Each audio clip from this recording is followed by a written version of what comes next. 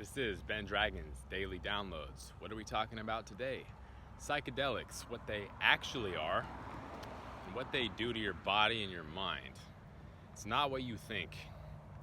People think, oh, you take this and it just uplifts you or boosts you up or puts you in happy town.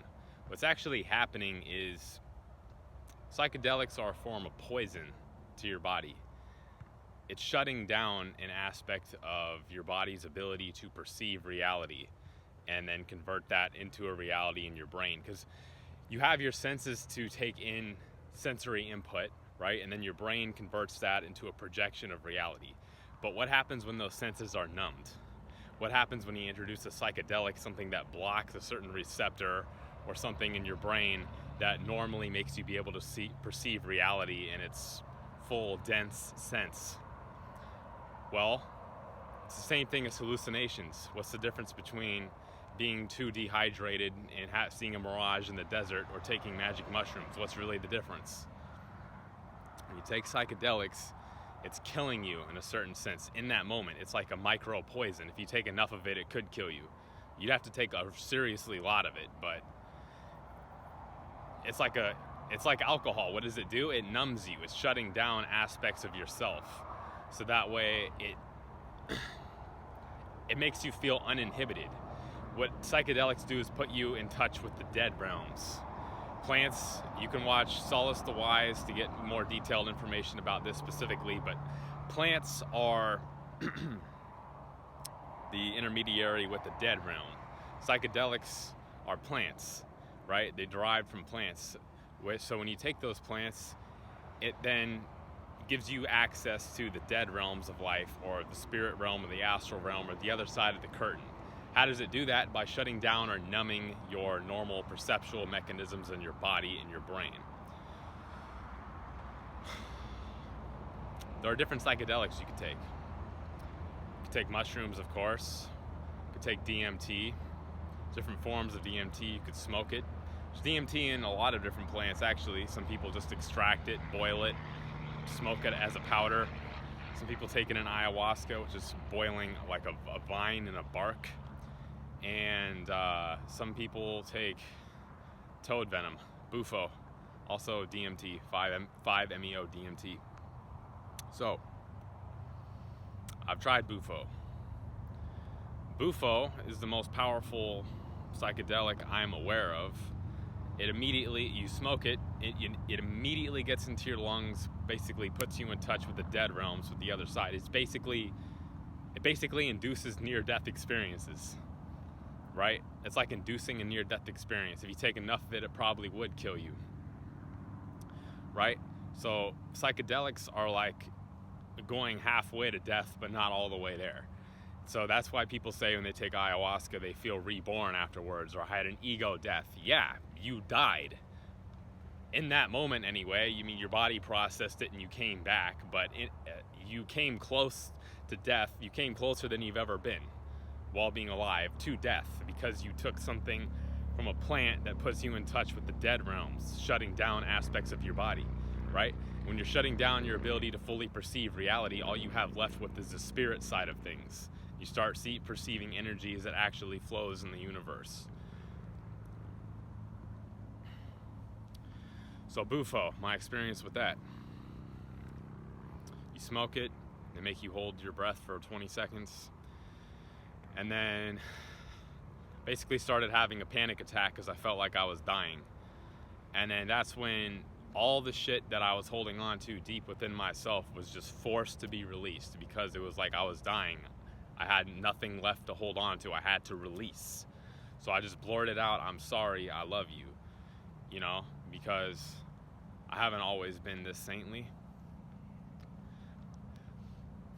So I let go of a certain amount of guilt I was carrying in my soul, in my heart, because it's like I was dying. It forced me to. And as I did that, as I let that go, I got supercharged with energy after that, to the point where I had to get up and dance like Michael Jackson. I felt like I was Michael Jackson. Like, I felt electric. I could feel this energy just pulsating from the source through my veins, just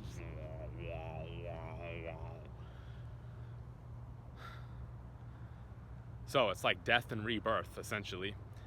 Mushrooms, what do? It's kind of the same thing. You take them, first they mess with your stomach, and then they mess with your mind, like just feeling awful. Psychedelics force you to purge whatever dark, dense energy you were holding on to, because it's like it's killing you. It's medicinal because it kills only the aspect of self that was toxic for you to hold on to.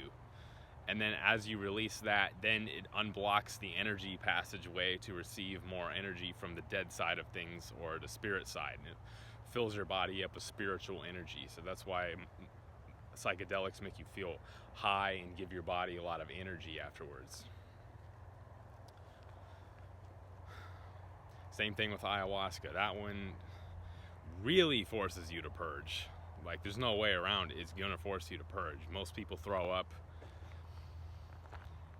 It'll force you to face your demons. It'll force you to face all the repressed emotions you were holding on to. Some things that you've subconsciously been holding on to that you weren't even aware that you were dealing with as a problem, but it's there in your subconscious. Forces you to deal with it, makes you throw up, push it out. And after that, you feel euphoric. You feel like the most love pouring into you. You feel so good. You feel divine. So that's where the healing comes in, because the psychedelics kill you, but it takes with it the toxic aspects of self and releases that. And then that creates a gateway of energy from the spiritual death astral side of things to fill your body up with energy, rejuvenate you, and make you feel reborn. So honestly, psychedelics are not for the faint of heart. I mean, any idiot can mess around and take a couple grams of mushrooms at a party or something, but if you're gonna do this for real, it's not for the faint of heart. It's really not.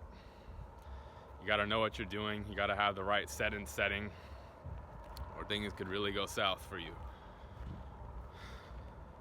And you gotta come in with a pure intention to heal or reach some kind of enlightenment or something. Don't just try it just to try it. I wouldn't recommend it. But if you are dealing with some traumas in your life, or some stuck energy that you haven't been able to overcome any other way, then hey, maybe you should try it.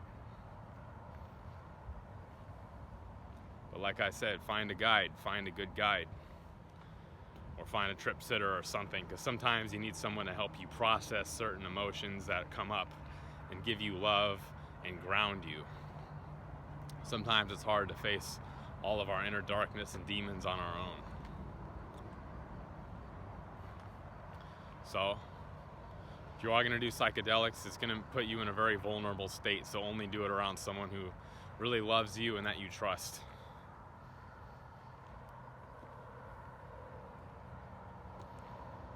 So that's all I had to say about psychedelics. Remember, what it's actually doing is shutting down your perceptual mechanisms in your body and your brain, which is then putting you in touch with the dead or astral side of things, the plants being the intermediary between the life and the death side of things.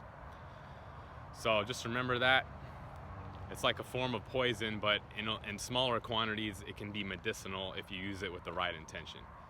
All right, so be wise, everyone, and don't forget to check out sublimerns.com to get your energy reading from myself and Remedy, where we can help you overcome any energy blockages you might have in your life. Take care, everyone, and subscribe to my channel.